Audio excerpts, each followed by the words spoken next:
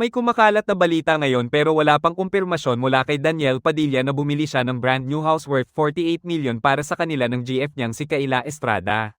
Nasa Taguig, malapit sa Bonifacio Global City, daw ang said property. Unang kita pa lamang daw ni DJ ay nagustuhan na niya ito, kaya agad na niya itong binili.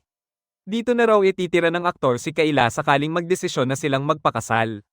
Ganun pa man, pareho pa silang abala ng aktres sa kanilang career ngayon. Wala pa sa plano nila ang pagse-settle down.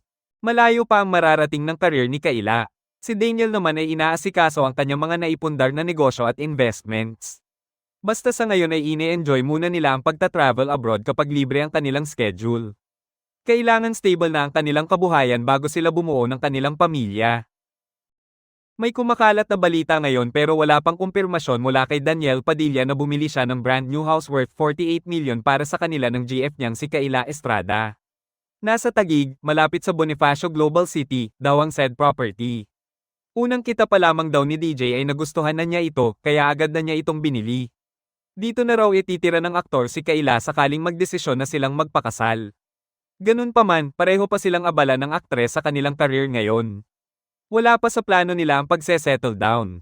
Malayo pa ang mararating ng career ni Kayla. Si Daniel naman ay inaasikaso ang kanyang mga naipundar na negosyo at investments. Basta sa ngayon ay ine-enjoy muna nila ang pagta-travel abroad kapag libre ang kanilang schedule. Kailangan stable na ang kanilang kabuhayan bago sila bumuo ng kanilang pamilya.